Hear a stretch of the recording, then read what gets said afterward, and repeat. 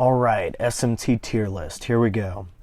I'm just gonna top my head thoughts on each game and kind of just rank them as it says here, what I think will be best. I'll start off with what I haven't played. Oh, down there.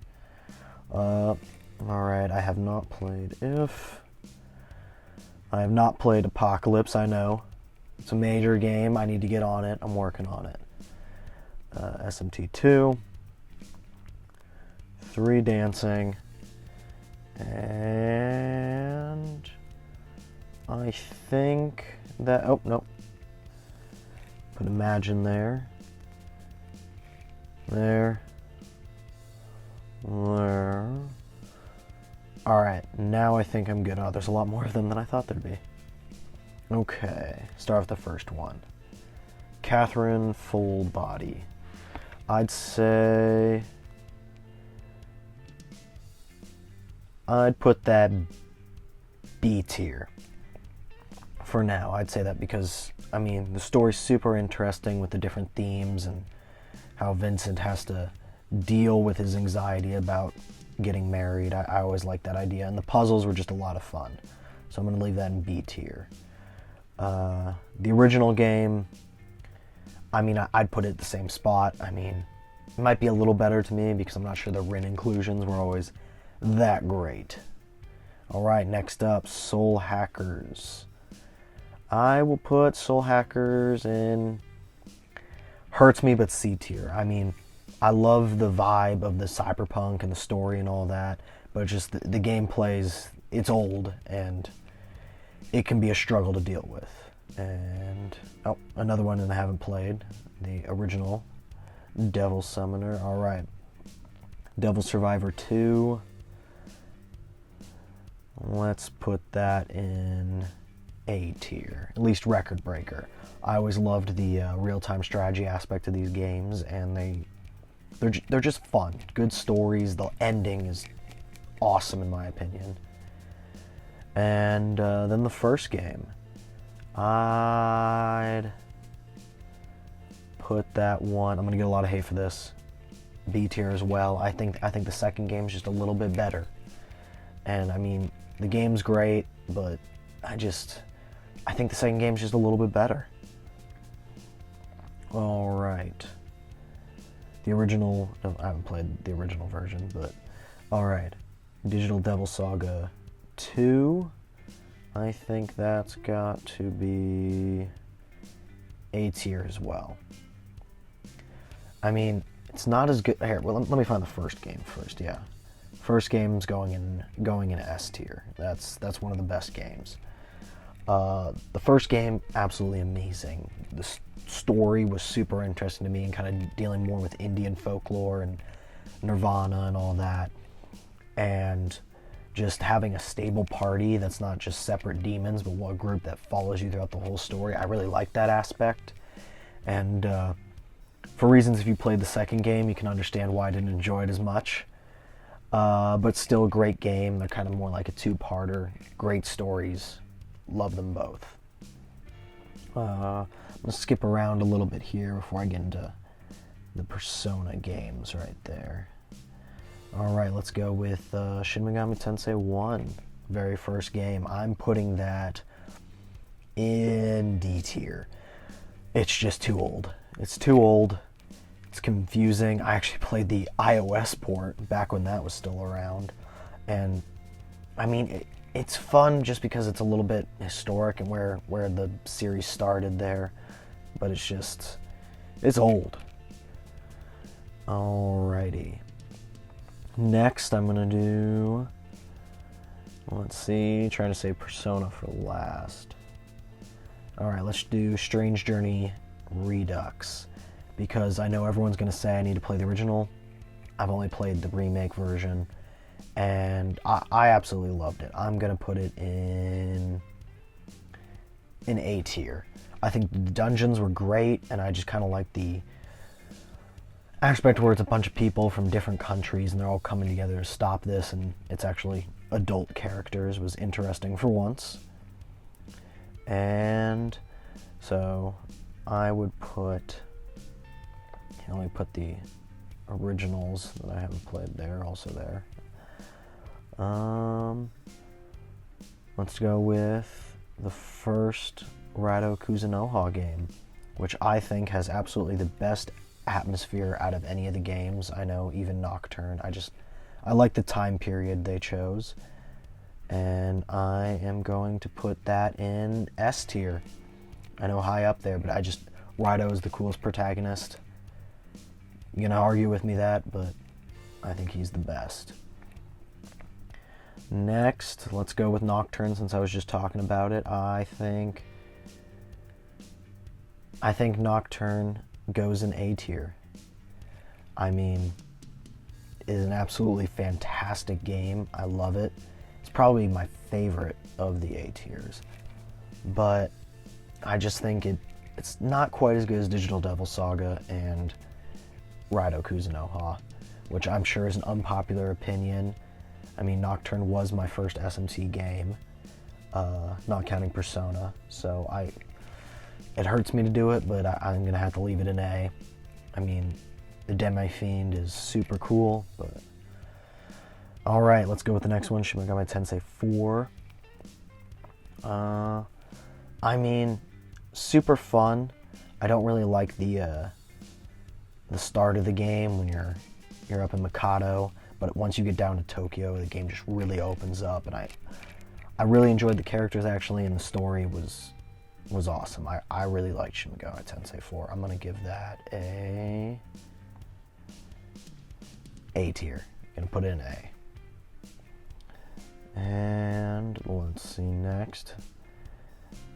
Let's do a couple of the Persona spin-offs then. Here we got Persona Q, the first one. I mean, it was fun. I'm not too into the Etrian Odyssey style games, so I'm gonna put it in C tier. It was cool seeing the cast interact, but they're kind of one-dimensional versions of those characters. Persona Q2, I mean, I like it better. I think it's better, but I still think it's in C tier. I mean, it's just not my style of game. I'll just say that. Going to the Arena games, Persona 4 Arena. I mean, I feel like I need to put it in between B and C, but I'm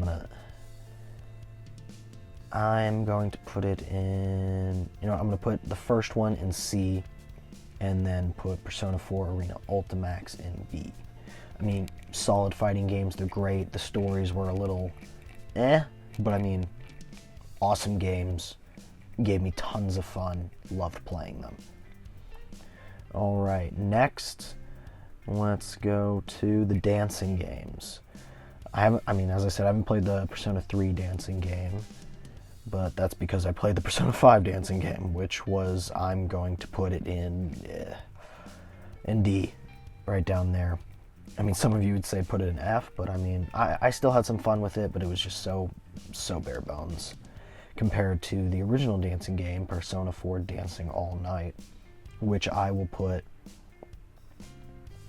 honestly, it's between A and B. I think I'd put it to the top of B, because it was so much fun. I spent so many hours in that game. I was getting all the costumes, and it was just, the story was actually fun. I mean, I am so sad that you couldn't get this by itself on the PS4 remasters, but it's a great game. I recommend it to anyone who has a Vita. Buy it. Day one purchase. Now, let's see, any more of the spin-offs here? Oh, Persona 4 Strikers. Let's see. I mean, B tier. It's a sequel to Persona 5. It was good. I mean, I'm not really as big a fan of the Muso-style action games, but I mean, it was fun. It was really good. I enjoyed the new characters they brought in. They were entertaining. But I didn't even get Shin Megami Tensei 5 yet. This one may surprise people. I'm putting it top of S tier. It was so much fun for me. I mean, I know people disagree, thought it wasn't as good as some of the others.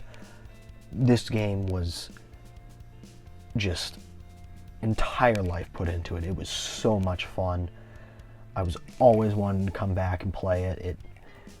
I think the story was honestly fantastic. I know a lot of people think it was bare bones, but just trust me, if you get the true ending for the game, it's just, I think the story fits and it's excellent. I mean, the last act of the game was just breakneck pace for me. So I'm going to put that top of S tier. One of my favorite games of all time.